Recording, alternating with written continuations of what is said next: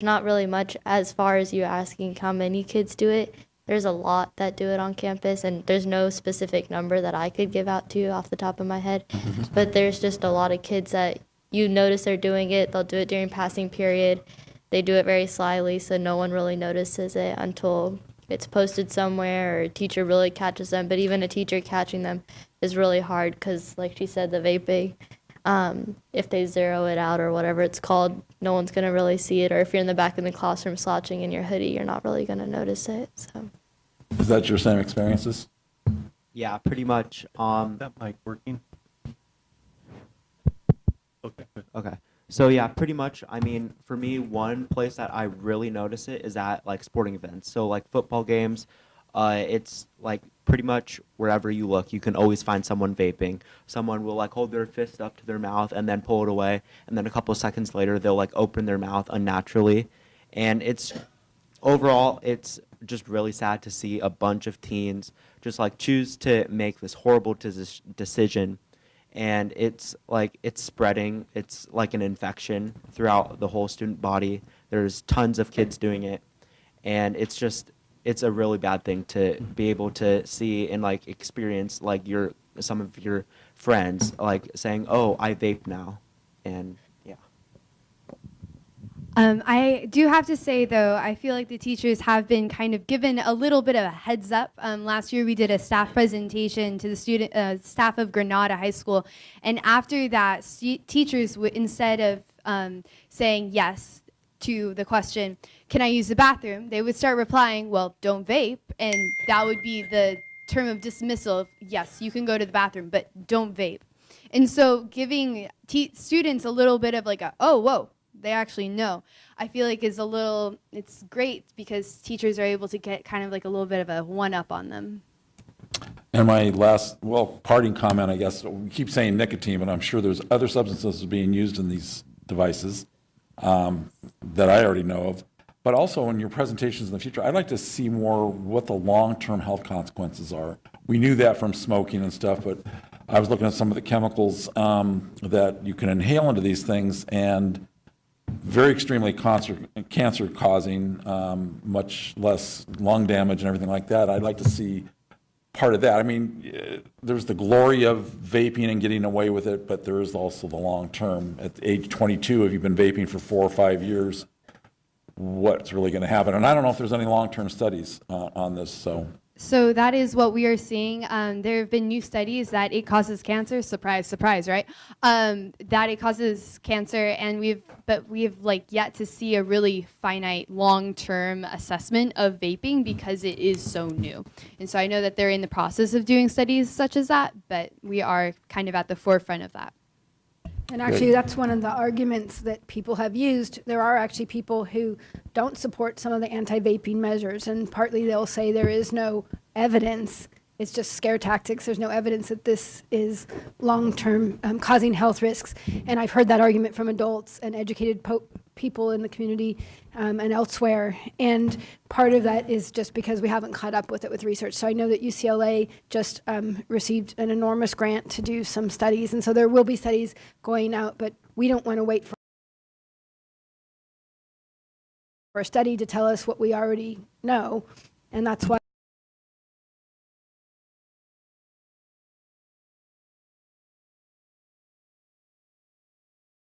I really want to thank the students for coming out. And it's, to come across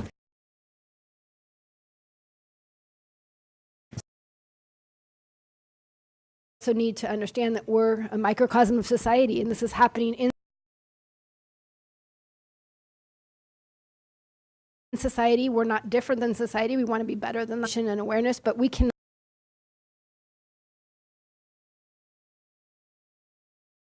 not do it alone. The schools can't. One teacher can't, one come into our campus. And so what we're seeing as the students go out is students learning about it, and their peers are receptive, but also parents are learning in different ways. And so we want to get ahead of it. We'd like to be the first in the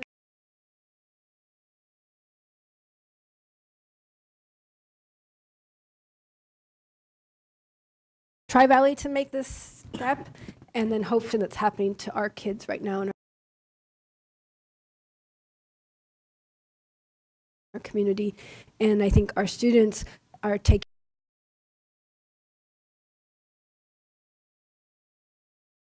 a risk, which is what our kids are saying, no, there is a problem. Houston, we have a problem. Livermore, we have a problem. Pay attention. And so I think they're just very brave, and they represent so well. And just because they're from Granada doesn't mean that it's not happening at Livermore. It's just our Granada peer educators were more public with their presentations first. And again, it's not alone to Livermore. It's not unique. The suburbs, we have heard, is more prevalent, possibly because students have more access. It's not cheap either. And so kids have some access to money and some of the technological devices. So it is something that we are very concerned about, and we want to not only diminish it, we want to really, no pun intended, nip it in the bud. We want to stop this from continuing, and it is going to take everyone. We have to say that we can't do it alone as educators, because it's a battle that we're losing if we only concentrate on what's happening in our campus. So. I find the irony of this is that we spend billions of dollars to clean up our air, clean up particulates that cause asthma, and then we turn around and have this kind of crisis with where we inject it directly. We don't even put it in the air. But very good presentation. I think you guys did a great job. Thank you very much. Thank you.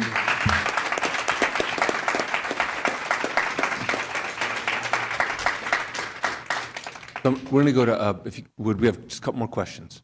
So, Mrs. Prusso. Yes. I actually, Chuck asked all of my questions. He does that all the time.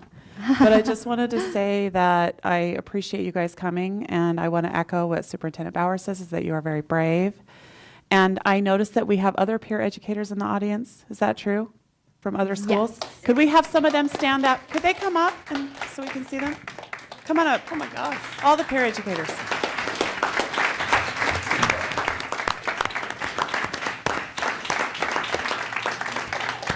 And I think this is a credit to Scott and the Alameda County Office of Education for doing this program for us. And you see that there are all these peer educators from all the schools, I think. Yes, so we have peer educators at every one of our middle and high schools. Yeah. So it's a great program. So anyway, I had noticed that there were, including my daughter, that's probably why. I just wanted to recognize them because I think they have done a lot of work. And I think it is hard to be a peer and to be unpopular. And it's very brave of you guys, so I appreciate it. And Thank you, also, Ms. did you hear earlier, one of our counselors was a former Tupi counselor. So we'll be recruiting for our ranks in the future. Thank you, Ms. Prusso. We're going to revisit with Mrs. White. Yes, you say that your next step is to get the city council to approve an ordinance. Yes. But except that there were several other, seems to be more fruitful ways to get the vaping equipment without going through the city. So, I mean, we can take a stand by not selling it in town, but that's not really going to solve the problem.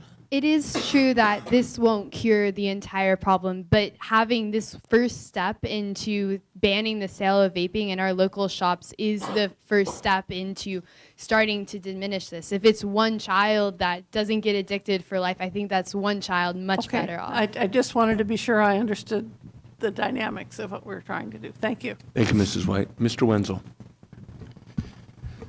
Thank you very much for coming forward. It's awesome to hear from the group that's out there. I'll use the word trenches in the schools and seeing these things. Sometimes parents will sit there and tell you, no, that can't be happening. Or even the district will, kind of look at this and say, that can't be that bad. But a word that you use is entrenched. I mean, it still doesn't give me a percentage, but it's very bad in my understanding of it. And you don't remember back in the day when I was growing up, my parents both smoked, and we used to see commercials how good tobacco was for you. Maybe some of the people around my age back there saw this. Man. And it took years for it to come out, and it's all about money.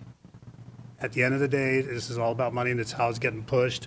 I know for a fact these things that you show me are illegal, those labels. and there's an enforcement of it, but which group is going to do that? Because there are so many different groups that are violating by these labels being, falsely that information. Law enforcement, it's not really in their wheelhouse. They're more focused in how it's getting out to people, but there are different government groups that really have to be in this partnership to, beat this problem. So, again, thank you for doing this, and the only way it's going to happen is what you're doing here, the district stepping forward, doing what we're doing, city doing what we're doing, and then parents realizing it's a lot of education that has to be learned by all the parents, and together, that's how this is going to be defeated. So thank you for your time coming out. Thank you, Mr. Wenzel. And just a couple of comments, and I too am a little bit older. When I was a little kid, being as young as 6 years old, my parents, my mom, would send me to the store to pick her up cigarettes. And I remember those things, you made a little comment earlier about the salt-based, and said it was smoother. That was what they said was menthol. And the little slim, those little diamond-shaped little pens, that was Virginia Slims. And they marketed to women, and they got young women. My mom was one of them. My grandparents, all my grandma's sisters, all of them died of smoking-related cancer, every single one of them, even my own mother. And so this is simple marketing. And what they're marketing is cool. But to me, you guys are cool. And what you guys are doing is super cool. And to me, that's how we're going to turn this community, is marketing you guys and putting these idiots out of business, because they should not be marketing to children. It's bad for you. It's bad for everyone. Adults can make their own choices. But I really, really applaud what you guys are doing. You guys are stepping up big. You're putting cool on the campaign. It's outstanding. I will help you any way I can to end this and to help you guys. You're doing great, great work. Thank you.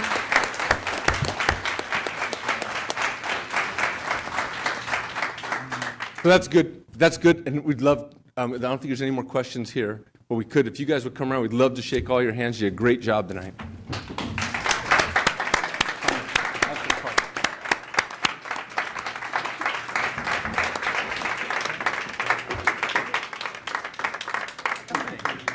Great job.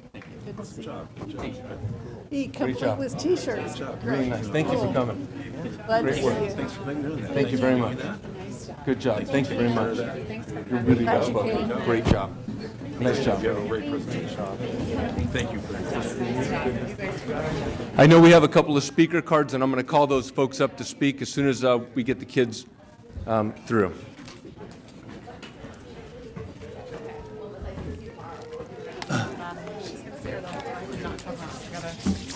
So this isn't quite the end of Yeah. this item. Sure. That's why I was just holding I know there's some speakers and stuff, so we'll let you go ahead and finish, Mr. Benoit.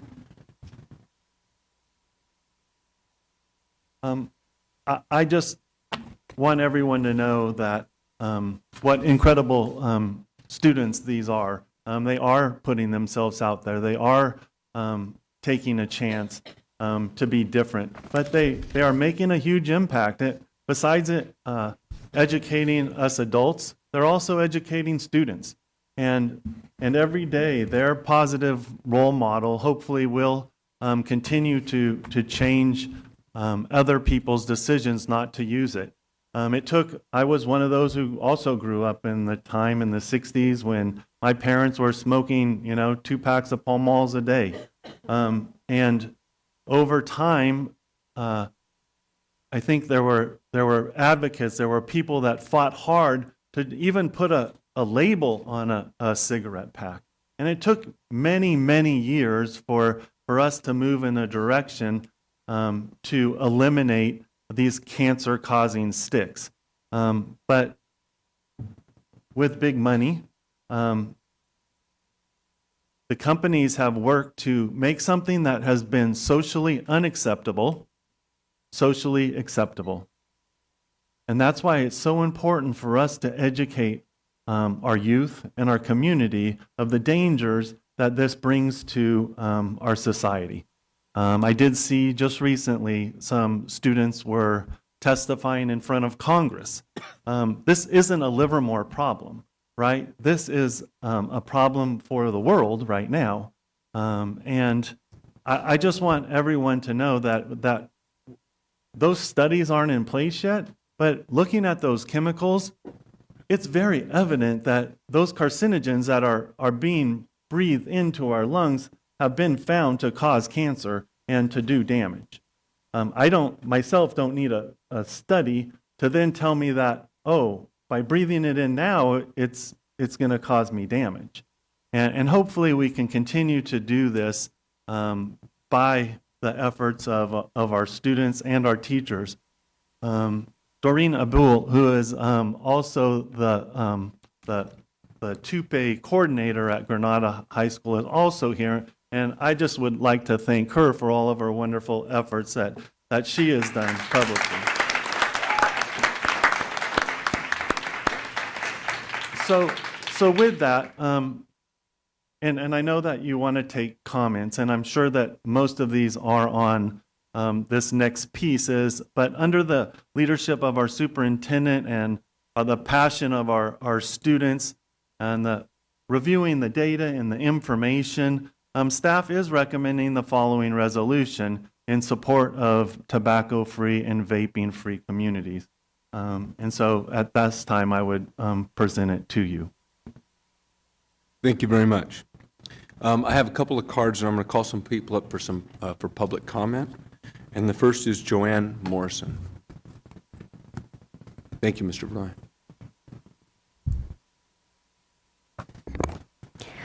Good evening, President Bueno, members of the board, Superintendent Dr. Bowers, and Cabinet, and the community. I didn't really prepare a statement. I just came to give my support this evening. But I want to congratulate these kids on what they're doing. I think it's just really outstanding. And anecdotally, I have 3 surrogate grandchildren that live next door to me. The oldest is a student at Granada, and I asked her some time ago about this vaping, and asked her how much of a problem she sees it as, and she told me that because these devices are so easily hidden, she said, it's terrible. These kids are vaping right in front of the teachers, and the teachers can't tell. So, you know, it really is a very insidious kind of problem and very pervasive. And I think we have to attack it on many levels. I work with community groups. I am co-chair of Livermore Advocates for Education, which is part of Livermore Indivisible. And we are going to be working with other groups in the community that I've been networking with here this evening to attack this not only at the school district level, but at the city level and the state level, because there are some bills pending there. So I just want to let you know that. And we as community members are here to support the district with whatever we can do to be effective. So thank you very much. Thank you very much.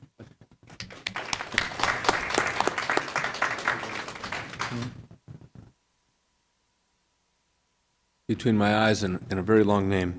The next speaker is Nathan Subramanian. I got it? Bam, home run.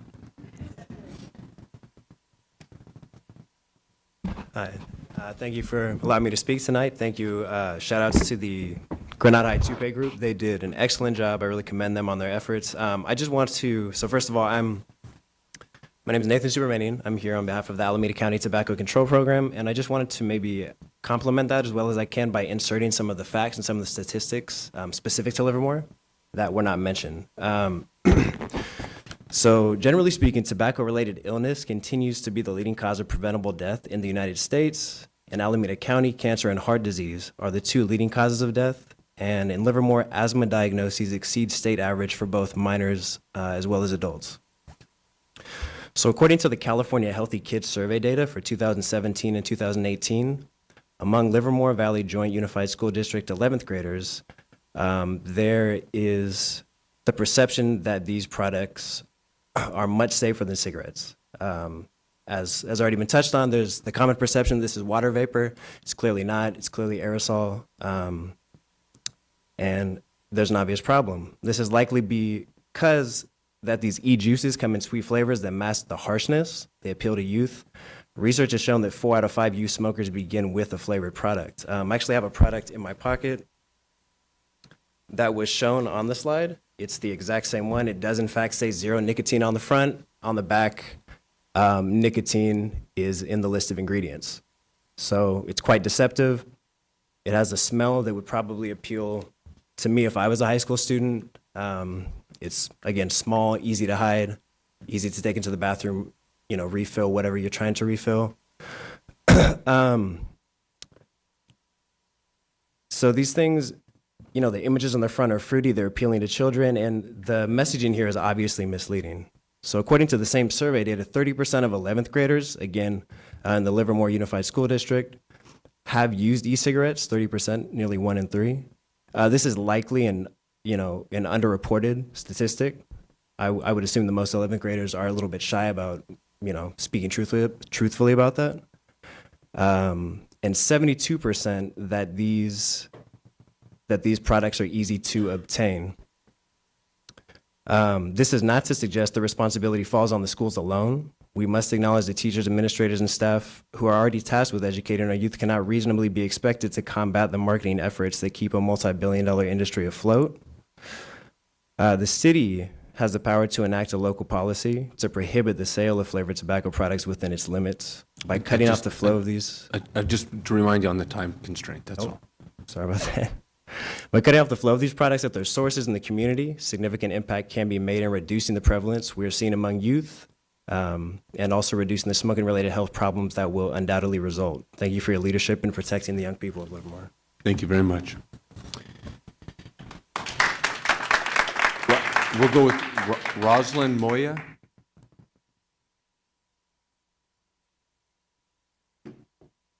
And I know I didn't make the point tonight, but I usually do in the introduction. It's just I'm not looking to be rude. We try to keep it going, and just if it doesn't sound like you're rapping when you get around 30 seconds, I might give you a subtle reminder. That's all.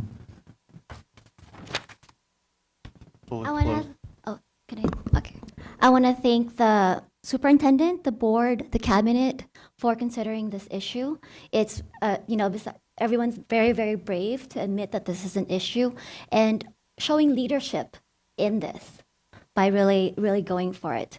So just answer some of the questions that were asked earlier. I think Nathan had kind of mentioned that 30% are smoking e-cigarettes. And some of the safety risks with e-cigarettes, according to the Academy of Pediatrics, they said that there were 2,035 explosions and burn injuries seen in the U.S. emergency departments from 2015 to 2017.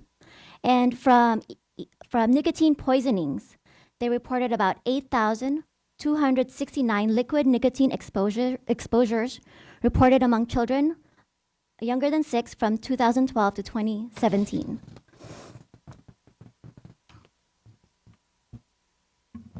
Sorry, I have a lot of paperwork here. So my name is Rosalind Moya, and I'm here with the Alameda County Tobacco Control Coalition. I've worked with high school students, parents, and college students here in Livermore. And I wanted to show you some samples I have to show you how the tobacco industry has really targeted our youth. This one basically is, some of these are regular cereal boxes, and one of them is a nicotine e-juice.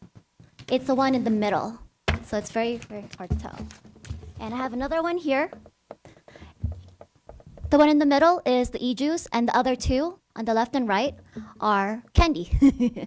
If you can tell, the branding, the font, the coloring, and as I was told when I was purchasing these, that the smell and the flavor, it also is similar to the flavors that they're trying to get.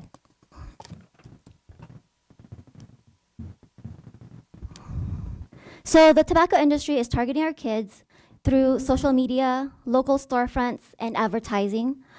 There are 67 tobacco retailers in Livermore, with over 25% is within 1,000 feet of a school. That's about the length of running around a football field. So it's not too far that a kid can walk to a tobacco store. And there was a report that said about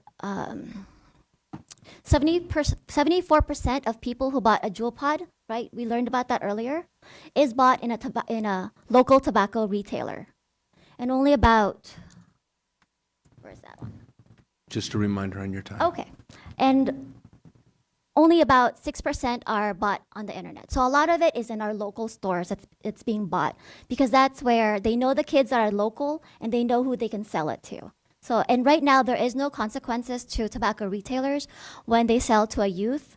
In other cities, they've enacted a tobacco retail license, and what happens is basically if they sell to a youth and the police will do a decoy, there's a progressive consequence to it where they get suspended and eventually they get their license banned, so they cannot sell tobacco products to youth or to anybody anymore. Mrs. But Moya, right now in Miss- Livermore, there is none. Your time's, I don't want to be rude, but your time's expired and we have some kids also. Okay, thank But- you. But I think we captured your point and thank you very much. Thank you.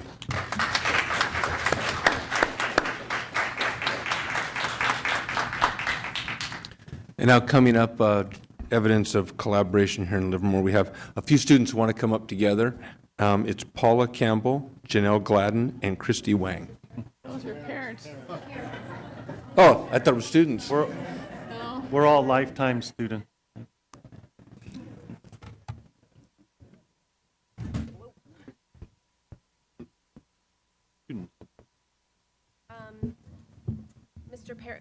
Mrs. President, or Mr. President, excuse me, Honorable Board, Superintendent Bowers, and the Cabinet, thank you for having us.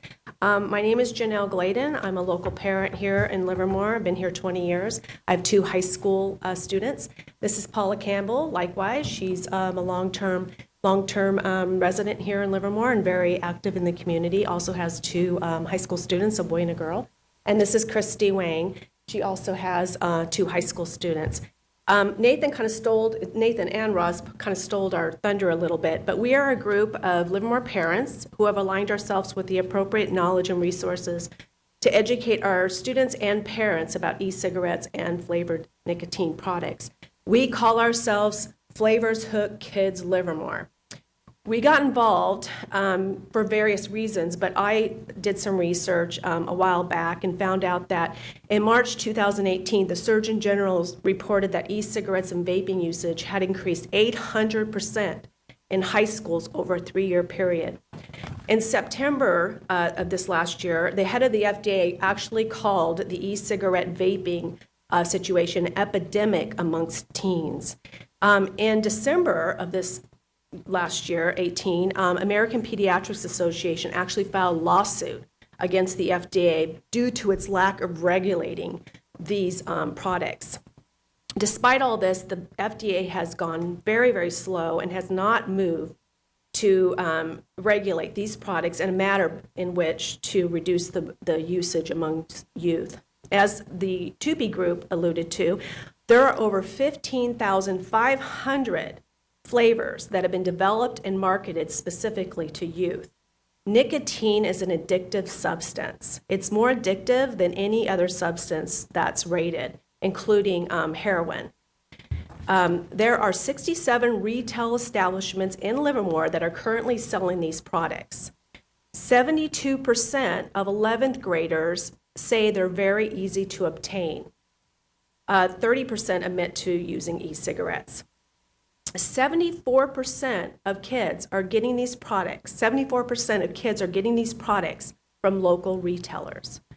52% of retailers are within 1,000 feet of a Livermore school. 52% of these retailers. These kids are being bombarded with the marketing, the coolness, like we alluded to. They've made this cool again, accessible, the price point's right. It's being normalized. And we're trying as parents and as administrators and leaders, community leaders, trying to counteract a billion-dollar industry. This is tobacco 2.0, clearly. Over 30 communities in California have now passed some level of restriction on the sale of flavored tobacco and nicotine products, with the goal to reduce youth access. And it's been successful. The TUPE group put on, I think, 25 communities. Now there's 30 cities and counties that have banned it. And And they've seen a significant, the ones that have done it very proactive in the last 2-3 years, like San Francisco, for instance, has seen a significant drop in teen vaping rates. As we've discussed, this is not a school problem. This is not a parent-only problem. This is not a student problem. This is a community problem to solve. This is an issue that needs to be addressed at multiple levels. Our parent group are working with other parents, students, schools, PTAs, health advocates, and community leaders to get parents and students educated, because a lot of parents are unaware. A lot of kids are unaware, but a lot of parents are unaware that these products contain nicotine and other chemicals. We are actually, as a group, advocating and asking the Livermore City Council to lead the way towards a complete ban of the sale of flavored tobacco and nicotine products. We are also asking for minimum pricings to be established and restriction on where regular tobacco products can be sold. In conclusion, the other Tri-Valleys are watching us. We're dealing with we're working with, partnering with other community leaders in Pleasanton and in Dublin, and they're watching us to see what we're going to be doing. So we're hoping that the board will, support a passing of resolution 033-18-19. Thank you. Thank you all very much.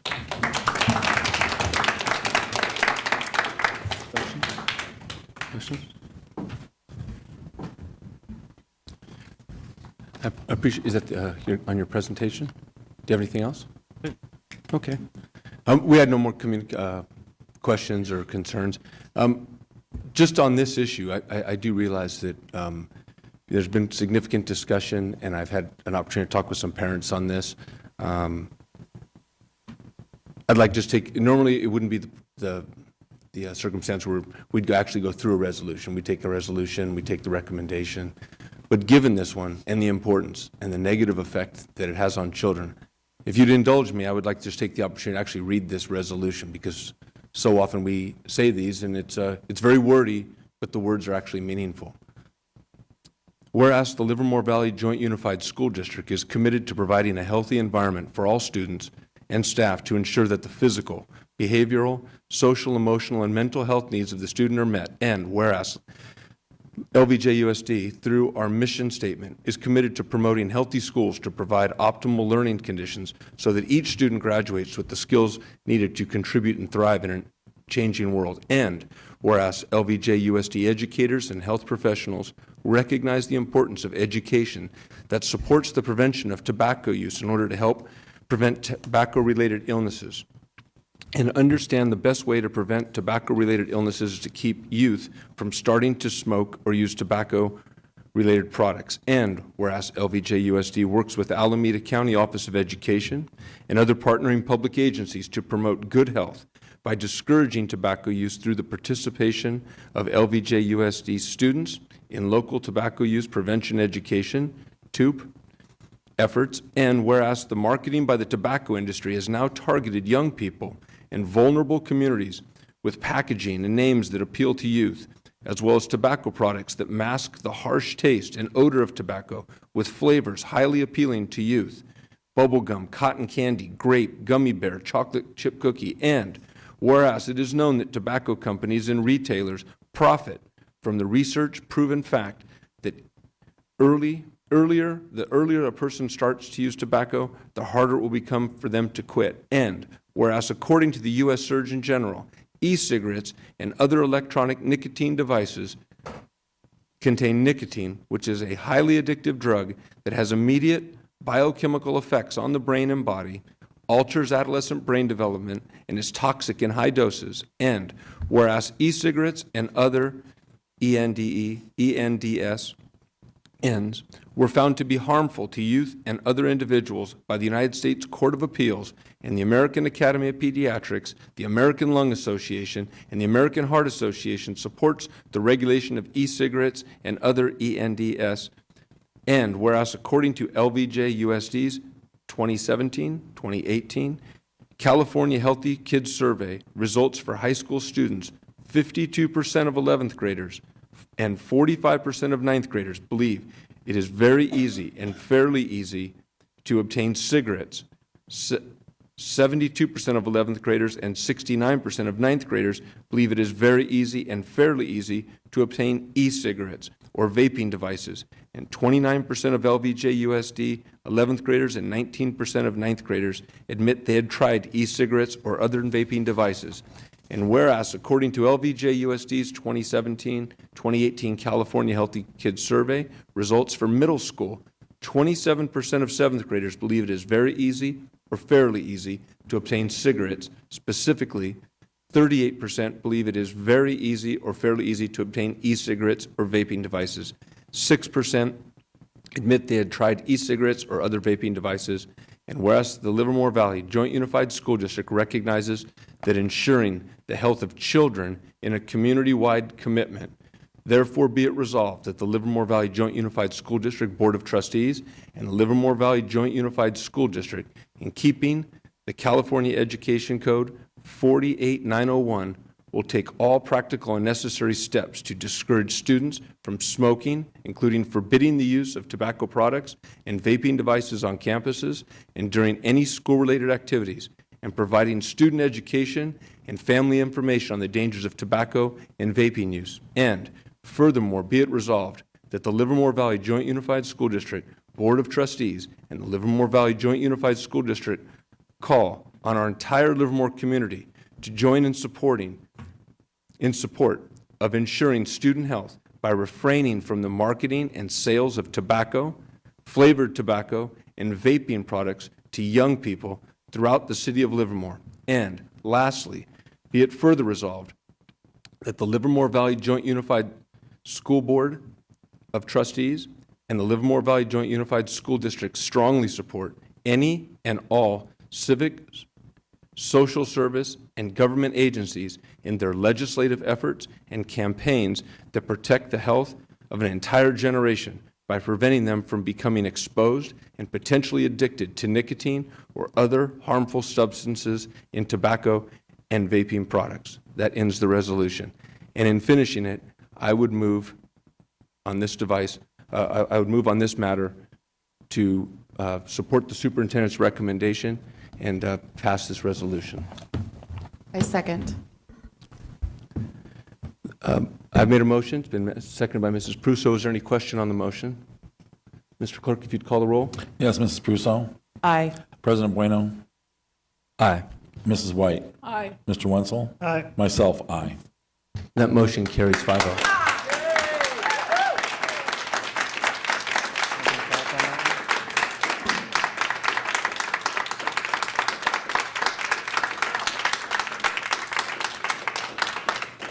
Dr. Bowers, if you would, call the next motion, or the next item, please. Certainly. For our next item, I ask Dr. Kevin Greer to join us up here, and he's going to be presenting for your consideration and approval a revised course description.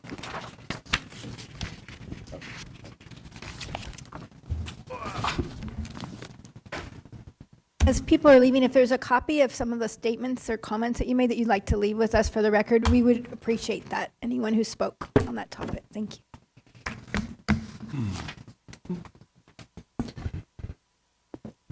All right, good evening, President Bueno, members of the board, Superintendent Bowers, and members of cabinet. I'm here tonight to present a revised high school course for your approval.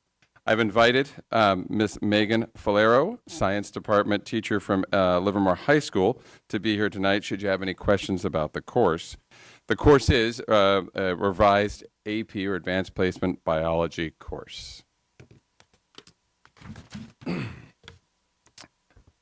AP Biology is designed to be the equivalent of a college introductory biology course taken by biology majors during their first year of college. The three main goals of AP Biology: one, to develop conceptual framework for modern biology; two, to gain an appreciation for science as a process; and three, to prepare for AP Biology exam in May to then earn the potential for college credit when they transfer into the high school, or into the college. The course is designed to immerse and extend the students' understanding of biology in the key concept areas such as molecules and cells, hereditary and evolution, and organisms and populations. While these key concepts have remained the same, there have been many advances in the field of biology that are now reflected in the revised course. In addition, the course description was updated to match or reflect the College Board format for advanced placement courses. The field of biology, the course textbook was last adopted in 2006. Since then, the field of biology has seen many advances, particularly DNA. In the past 13 years, that warranted the need to adopt a 2018 edition textbook, and that happened at the start of this school year.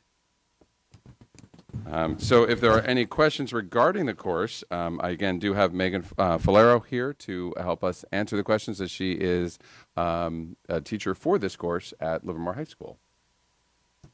Thank you. Mr. Rogie. Yeah, questions I've got, since there are additions to the text because of the advancements, as you mentioned, is there anything that's dropped out of the book, or is the book that much thicker and much more to learn in the same amount of time? Good evening. It is that much thicker. So, because as we gain more knowledge throughout time, how is that taught? I mean, are you concentrate more on the new stuff, or concentrate? I mean, I'm just curious at how this all works, because there is more to learn now in that the field of biology than it was 40 years ago. Absolutely. So as of 2012, the College Board revised this class, and we really focus on 4 main ideas. So we teach it more thematically. And so keeping in mind those big ideas, we use the new knowledge within those big ideas, but we're not losing the stuff of the past. We're just emphasizing some of the new technologies that we have, but we're still teaching the main biological principles that still exist. And does technology play a bigger role in the biology course study than when it's just not microscopes like it was when I was in biology? Absolutely. The use of biotechnology, especially in this area of the country, showing students, what's out there, the career choices that they can have, and that's an important part of the class. Any field trips? Definitely something that we are actually discussing in my classroom right now with seminar coming up. We have a little bit of time where we could do that. So yeah, hopefully. Great. Thank you very much. Yes, sir. Thank you, Mr. Rogie. Mrs. Prusso. Yeah, I'm glad we have a new book now that's not from 2006. Thank goodness. It was much needed. I read through the material, and one thing, it's more of a comment really, is, and I don't know if you possibly were supplementing without the new curriculum, but I like the inclusion of the online supplemental material that in the labs and stuff that you're using and added to their curriculum. Had you been doing that before, like on your own, or is this all part of the curriculum, or? There had to be supplementation before just to make sure that it was current and relevant. So the Mastering Biology that comes with this new textbook is really an excellent resource. Good. Okay, that's all, and just I was happy to see it, and it looks really like an all-encompassing course. Thank you. Thanks. Thank you, Mrs. Prusso. Mrs. White. So this is an update of what has been happening. It's This not year, It's yes. not a new course. Correct. Just updated. I'm always so wary of adding a new course, because then you have the same number of students spread thinner, and it causes problems. Phone calls to the board and such when they can't get into class. As I read through the course description, I thought to myself, these are English words, most of them. but you have to know Latin and Greek roots to figure out what they're doing. I teach and those. I was a biology major, so I have a clue, but it's a whole new world out there, and I'm glad our students are being able to participate. Thank you, Mrs. White. I read through through this stuff. I'm largely in support. I can't wait. You guys just keep adding these classes, at a higher level. I happen to have a son who went through, he was a molecular biology major over at Cal. Nice. And I was completely, Mrs. White is correct that some of this stuff is foreign, but I caught a couple terms like polygenic inheritance and chromosomal alterations. I remember those at dinner, him talking about those things. And there was all kinds of other stuff, and it was largely Latin, but it's nice to see these type of coursework. To me, it's kind of a statement of how we're doing things in the district, that we're not trying to just fix problems. You know, we just came off of something with vape, and it's a current problem. We're addressing that. But simultaneous to fixing problems, we're advancing curriculum in the need that the community has, that kids have, and we're modernizing things. And to me, that's a big statement. And I'm happy that we're doing it. So I'm fully in support of it. I just have one more question. Mr. Rogie.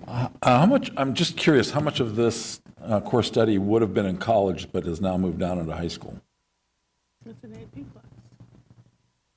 So about once a year I go and sit in a college level classroom just to make sure that I'm teaching at the rigor. The last classroom I sat in was a junior level physiology course, and I sat in on his lecture on the excretory system, and it was identical to mine, and it was a junior level course.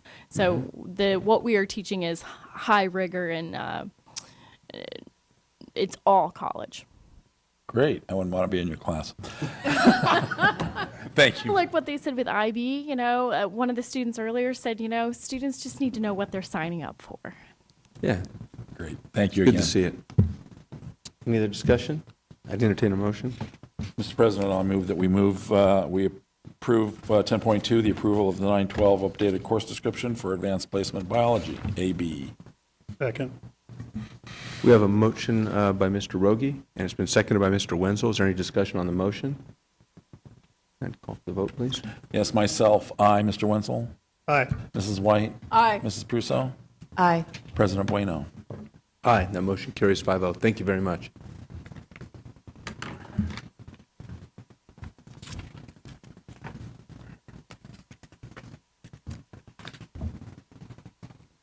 Yes. For our next item, I'll ask Mr. Mike Biondi, excuse me, our Assistant Superintendent. He'll be presenting to you for consideration and hopefully approval the new California Department of Education Low Performing Student Block Grant Plan for Livermore School District. Thank you. Good evening, Board President Bueno, members of the board, Superintendent Bowers, and Cabinet. Tonight, I bring you the California Department of Education Low Performing Students Block Grant. And the state of California established this grant to address the persistent achievement gap in California's public schools and to provide resources and evidence-based practices to initiate and sustain authentic systemic change. And this grant comes at a great time for our district because we are really poised, and it fits very well to accelerate the progress that we've begun with our framework for success. The guidelines for expenditure of these funds are that we must use them for evidence-based services that directly support pupil academic achievement. And some examples of eligible activities include professional development, instructional materials, and additional supports for pupils. So now I'm getting into the details of the plan. The items include universal screening and progress monitoring assessment tools, which are different than the summative assessments that we often talk about in these meetings in that they give us an opportunity to identify students who are struggling earlier, and they put us in a position to better implement interventions before students fail. We want to continue the use that we've begun of Learning Ally audiobooks, which support students who are struggling to read and are especially effective for those students who struggle with dyslexia. We want to continue the training for GLAD, or Guided Language Acquisition Design, which is very effective for students to develop their literacy skills. We would like to introduce early literacy professional development, which will develop the literacy foundation for our young students, and implement for our secondary teachers professional development that will help them meet the achievement gaps for our students who have gaps in performance in all disciplines. In addition to the high quality curriculum that we have adopted, we'd like to also adopt and purchase some materials that will scaffold and provide targeted intervention for students based on their assessed needs. That's the Tier 2 and 3 intervention materials. We would also like to continue the supporting the teacher on special assignment with partial funding in the area of math. And the eligibility for these funds really do come out of the CASP test and the student scores in math and language arts. So this would directly impact those students who kind of created our eligibility for this funding. We would also like to introduce AVID, or Advancement via Individual Determination, in our district, starting at 2 elementary school sites, and measure the success of that program to determine if it would be one that we would like to expand to other schools.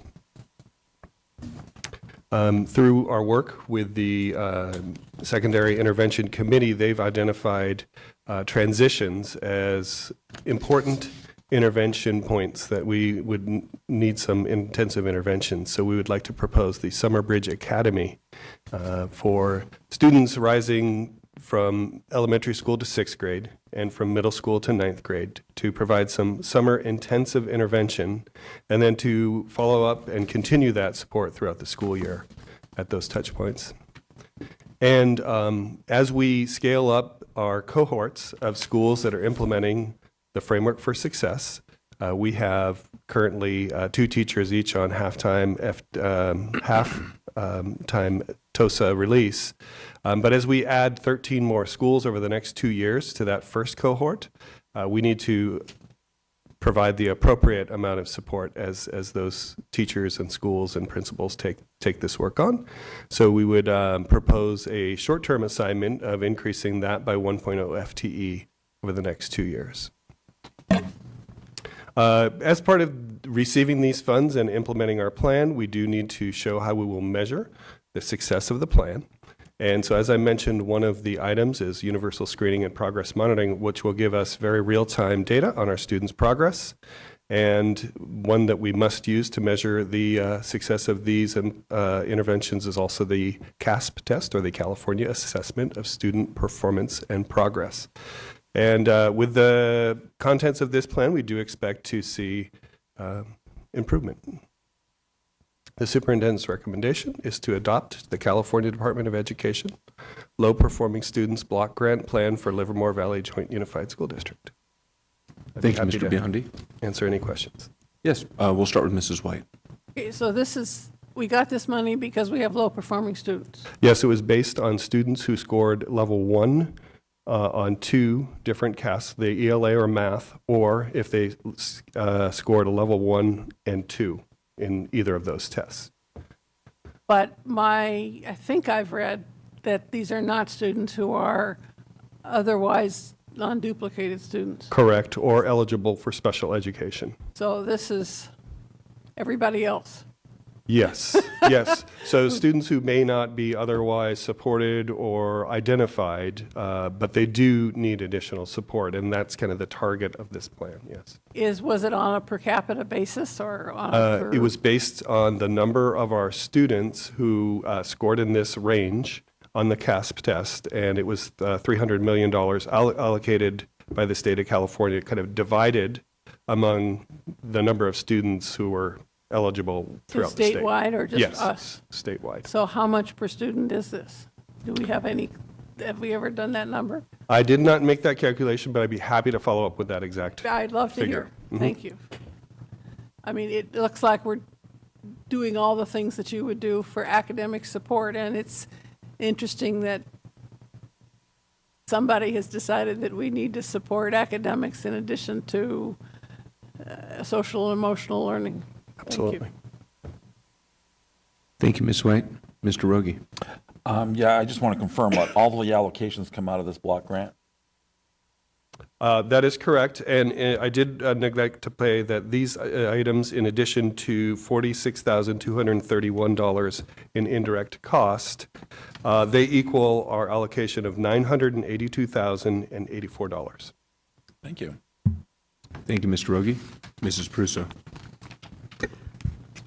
So to qualify or to identify which students, you're using CASP? The state of California actually looked at our CASP That's scores. what they're using? Yeah. Mm-hmm. And then we're assessing with the same Yeah, so the, What, how does it work? yeah, one of the goals is to increase our students' performance on the CASP, which is how they Okay. were originally identified, yes. And then I feel like this is a lot of early intervention. We doing the AVID in the grade schools, but there's some. Is that where most of it? Actually, this plan includes supports for elementary, middle, and high school. And one of the things that is unique in this plan is that secondary literacy training, because most secondary teachers, when they go through their credential process, aren't trained in teaching students how to read. So this is going to provide some of those skills for additional skills for our secondary teachers. Good. I'm happy to see that it's supporting students that aren't already supported. So I think that's really good. Thank you. Thank you, Ms. Pruso. I don't believe there's any other questions or comments. I'd entertain a motion. I'll move that we adopt the superintendent's recommendation to adopt the California Department of Education low-performing student block grant plan for Livermore Valley Joint Unified School District. Second. My motion's been seconded by Mr. Rogie. Are there any questions on the motion? I do have an answer to one of the questions. It's $1,976 per student. That's a lot. Thank you. We have a motion. It's been seconded. Any discussion on that motion? Thank you for the clarification. If you call the roll, please. Is Mrs. Pruso? Aye. Mrs. White? Aye. Mr. Wenzel? Aye. Myself, aye. President Bueno. Aye. That motion carries 5-0. Thank you very much. We'd introduce, I think it's 10-4, please. So thank you. Mr. Vernoy is coming forward again. He's our Director of Student Services, and he'll be presenting the next 3 items, which are board policies, for a second and hopefully final reading.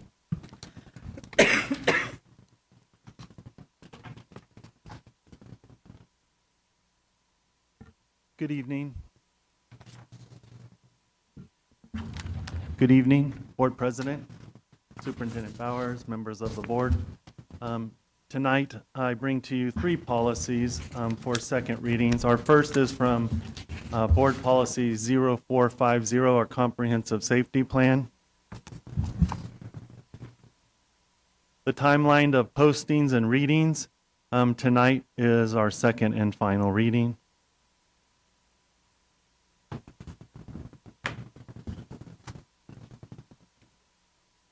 So this is a replacement of an existing board policy.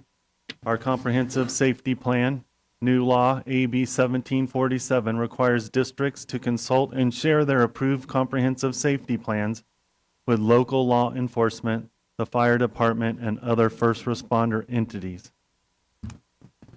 During the past 2 weeks, I've met with both the fire department, the local fire department, and the police department to continue and to build upon this relationship and to share our plans with them.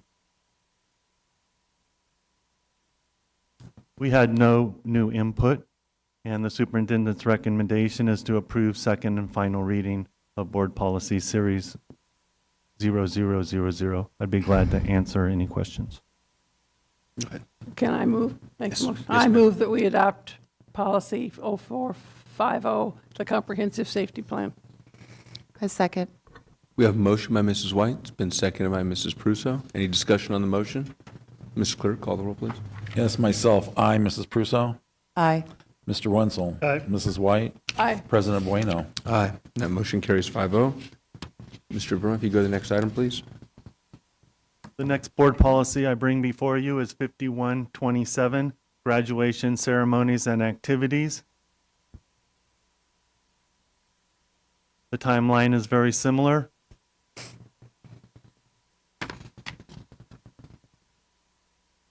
So 2 revisions currently made to graduation ceremonies and activities. One, because of a new law, gives students the right to wear religious or cultural adornments.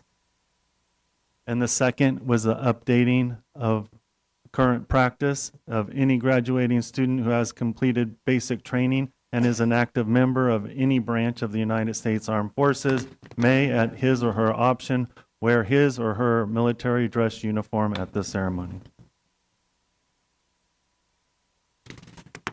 The superintendent's recommendation is to approve second and final reading of Board Policy Series 5000. I'd be glad to entertain any questions. Mr. President, I move that we approve Board Policy 5127 as read, presented. I'm sorry. We have a motion to move to approve the superintendent's recommendation by Mr. Rogie, and that motion's been seconded by Mrs. White. Is there any discussion on the motion? Mr. Rogie, if you call the roll, please. Yes, myself, aye. Mr. Wenzel? Aye. Mrs. Prusso? Aye. Mrs. White? Aye. President Bueno? Aye. That motion carries 5-0. The last board policy for tonight is Board Policy 6175, Migrant Education Program. This is a second and final reading. The timeline.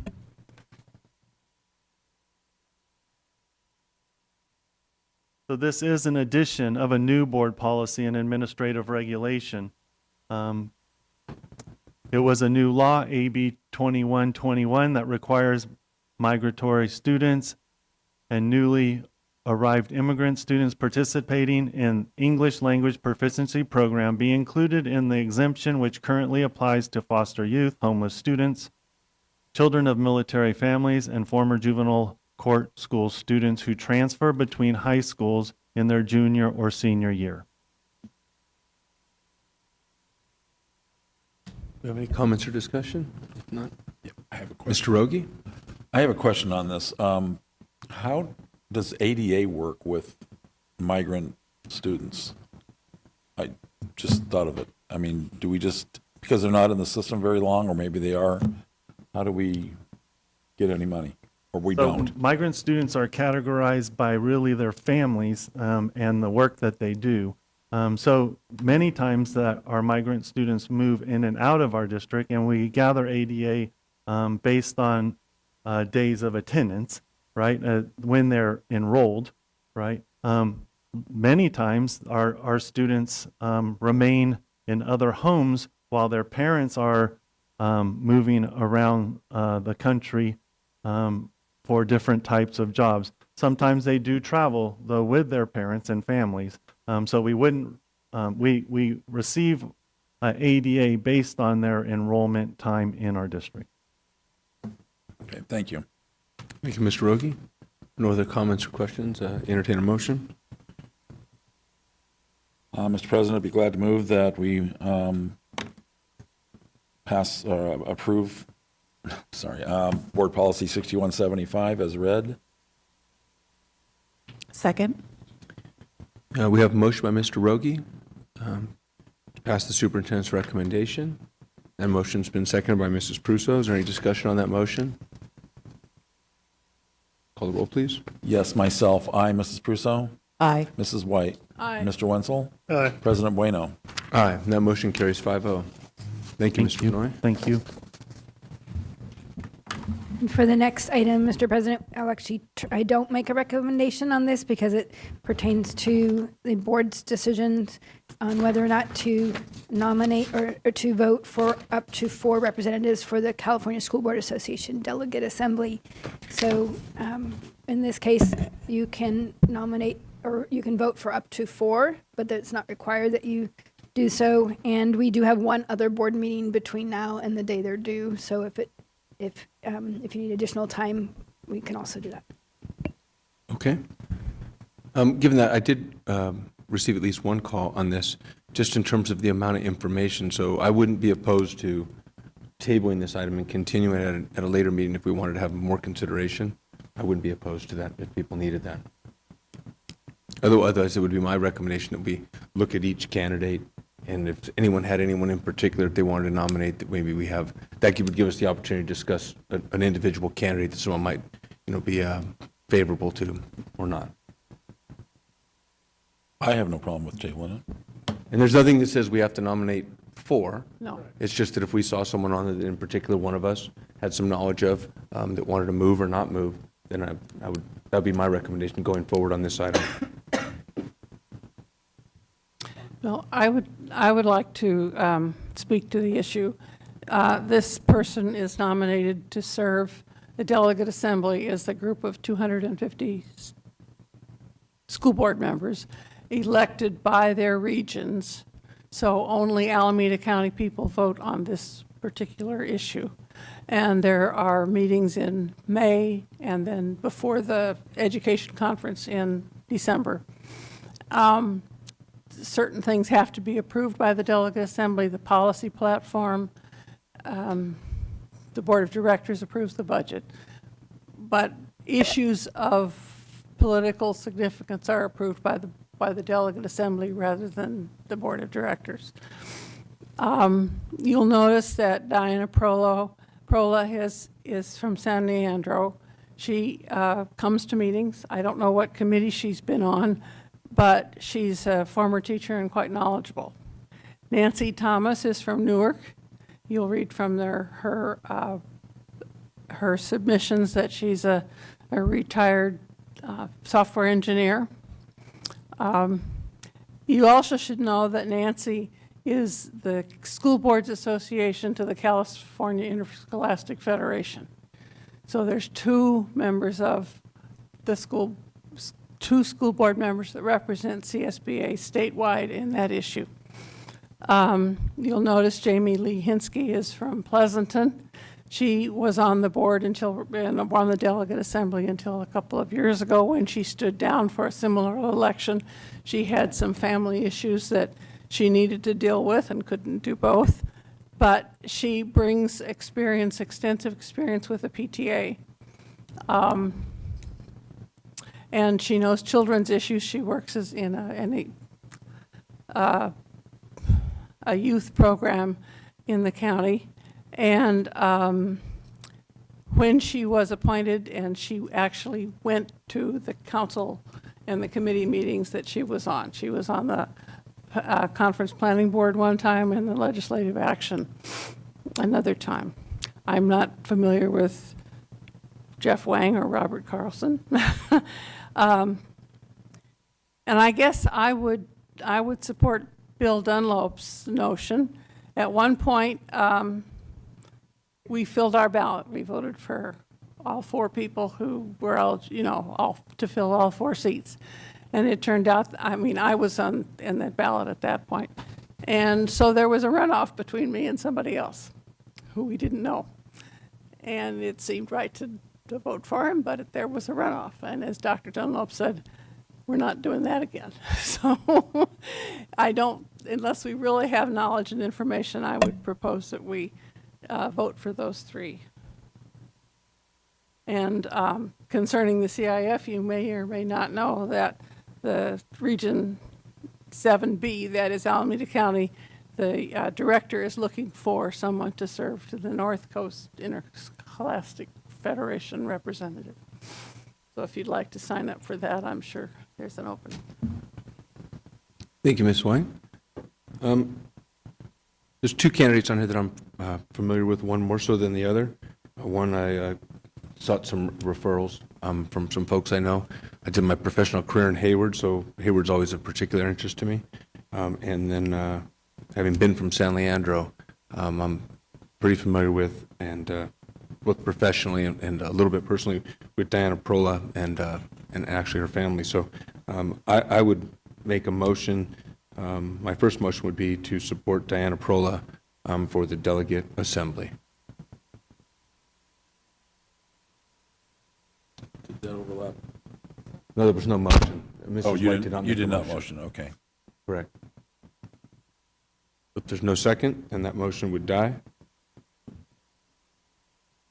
I'm sorry. No, I asked if there was a flavor, if there was a feeling to put it off, and I didn't sense that there was a feeling to put it off.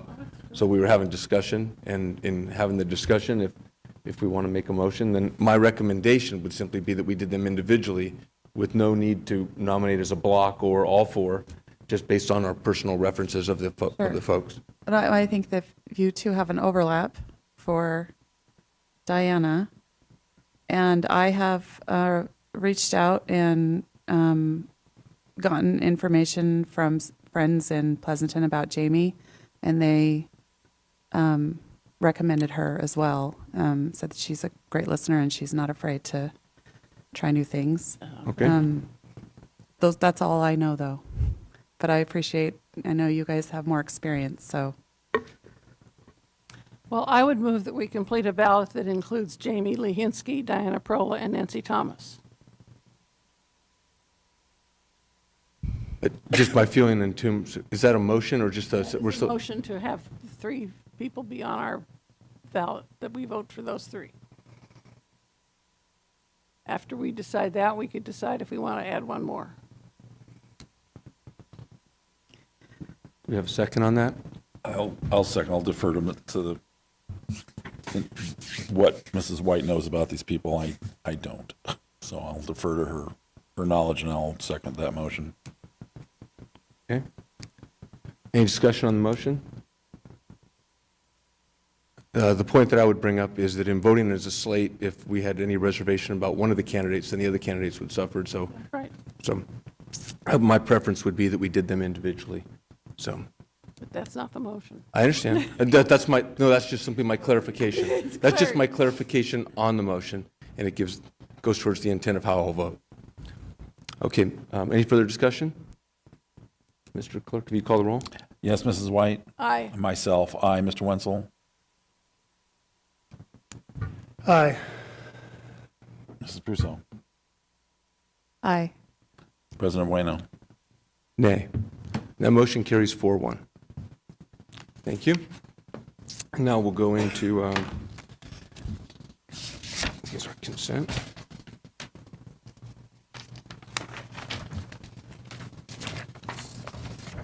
We're going to go into our consent items. I think we have 12 of them tonight. Anyone wish to remove any for separate discussion? Mr. President, I'd like to just make a comment on 11.6 and thank everybody who gives donations, whether cash or items to the school district. We do appreciate it, and as usual, please keep on giving. Thank you, Mr. Rogie. No further discussion. I'd entertain a motion to move the consent items. Second. No, I would entertain a motion if someone would Oh, I make. thought you were voting. Move to approve 11.2 through 11.13. We have a second? Second. We have a motion by Mr. Wenzel to move the consent items, been seconded by Mrs. Prusso. Is there any discussion? Mr. Clerk, if you'd call the roll on that, please. Yes, Mrs. White? Aye. Mrs. Prusso? Aye. Myself, aye. Mr. Wenzel? Aye. President Bueno? Aye. That motion carries 5-0. We have some consent resos, I believe.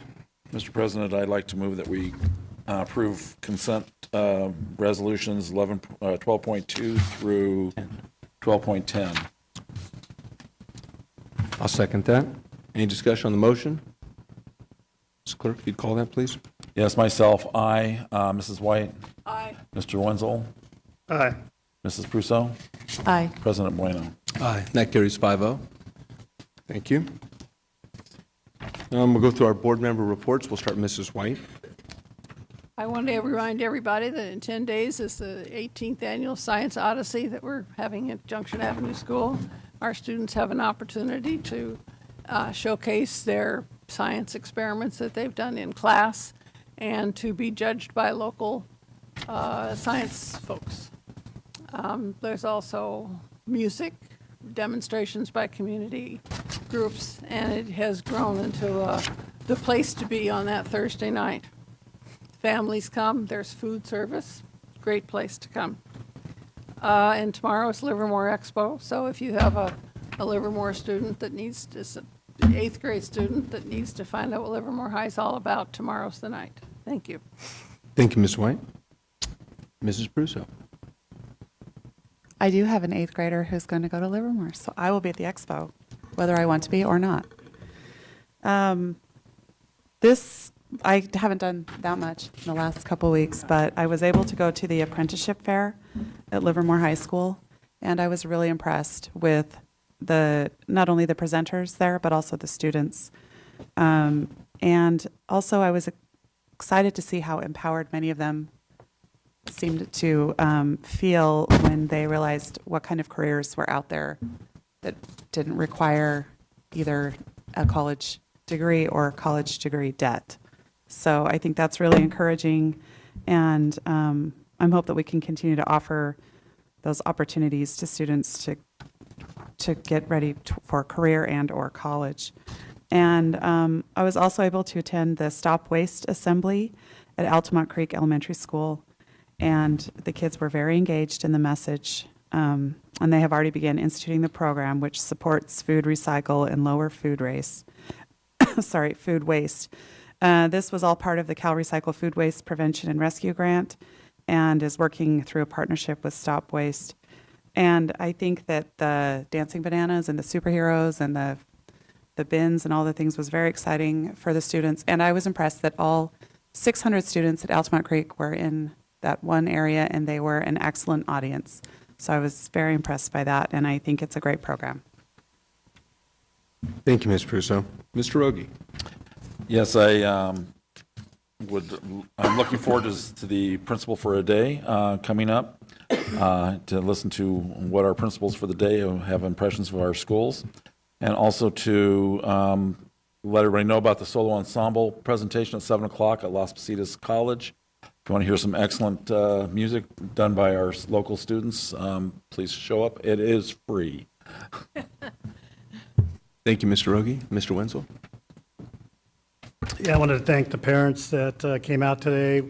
Ms. White and I met with the groups regarding the vape pen issue. I didn't know it was such a big issue. I think it's excellent that the school district was ahead of it, but there's a lot more work to do. But I appreciate parents getting involved and coming together and giving us some ideas how we can do better in our in our work.